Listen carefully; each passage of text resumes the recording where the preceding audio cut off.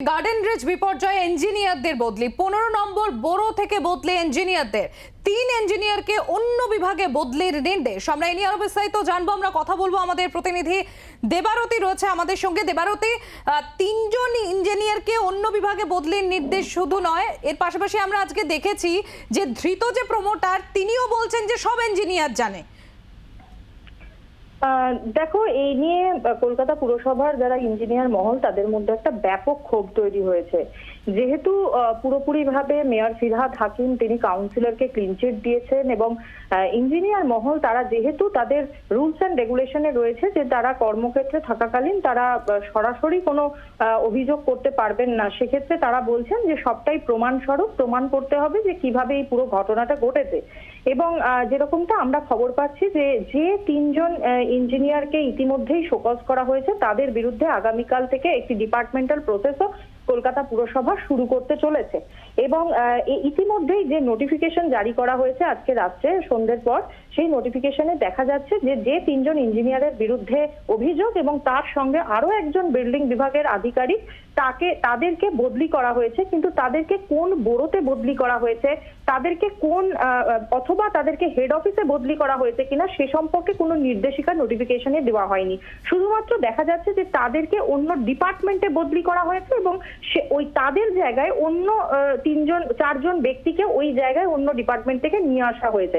সেক্ষেত্রে কলকাতা পুরসভা সূত্রে বা ইঞ্জিনিয়ার মহল সূত্রে যেটা দাবি করা হচ্ছে, এর আগে বদলির যে নোটিফিকেশন আসে সেখানে কিন্তু পরিষ্কারভাবে লেখা থাকে যে কোনো একজন ব্যক্তিকে কোথায় বদলি করা হচ্ছে এবং কোন ডিপার্টমেন্টে বদলি করা হচ্ছে, কত নম্বর বোরোতে বদলি করা হচ্ছে, অর্থাৎ তার স্থান নির্দেশ করা থাকে। এক্ষেত্রে সেই জায়গাটা পুরোটাই একটা ঘোলা হয়ে রয়েছে পুরো জায়গাটা তাদের কাছে।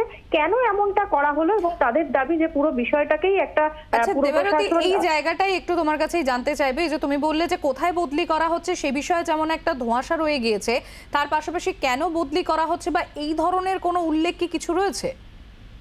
দেখো, কেন বদলি করা হচ্ছে সেই জায়গাটায় লেখা রয়েছে যেটা রেগুলার প্রসেসে বদলি করা হচ্ছে। সেই রেগুলার কথাটা লেখা রয়েছে যে রেগুলার তাদের যে বদলি নিয়ম, সেই বদলি নিয়মের জন্য বদলি করা হচ্ছে। কিন্তু কলকাতা পুরসভার রিসেন্টলি যে নর্মস তৈরি হয়েছে সেখানে দেখা যাচ্ছে যে 3 বছর একটা জায়গায় এক ব্যক্তি যদি কাজ করে থাকেন তাহলে তাকে সেই জায়গা থেকে বদলি করে অন্য জায়গায় দেওয়া যেতে পারে। কিন্তু খোঁজ নিয়ে জানা যাচ্ছে যে এই 4 জন ব্যক্তির মধ্যে 3 জন ব্যক্তির 3 বছর তো দূরের কথা, মাত্র কয়েক মাস হলো তারা ওই বোরোতে কাজে যোগদান করেছেন।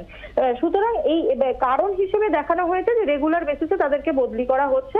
কিন্তু যেটা নিয়ে ইঞ্জিনিয়ার মহল তারা কিন্তু কার্যত কোথাও গিয়ে একটা ক্ষোভ তাদের মধ্যে তৈরি হয়েছে এবং তারা যেটা বলছেন যে হঠাৎ করে এরকম ওয়ান ফাইন মর্নিং এই বদলির নোটিশ এবং তাদের 4 জনকেই বিল্ডিং বিভাগের 4 জনকেই অন্য জায়গায় বদলি করা হয়েছে। শুধুমাত্র ডিপার্টমেন্টের নাম চেঞ্জ করা রয়েছে, যেমন একজনকে SWM এ বদলি করা হয়েছে, একজনকে টালিনালা ডিপার্টমেন্টে বদলি করা হয়েছে। কিন্তু তারা কোথায় পোস্টিং, তারা কোথায় কাজ করবেন সে সম্পর্কে কিন্তু কোনো নির্দেশিকা সেই নোটিফিকেশনে দেওয়া হয়নি। বাংলার আওয়াজ, বাঙালির আবেগ, জি 24 ঘন্টা।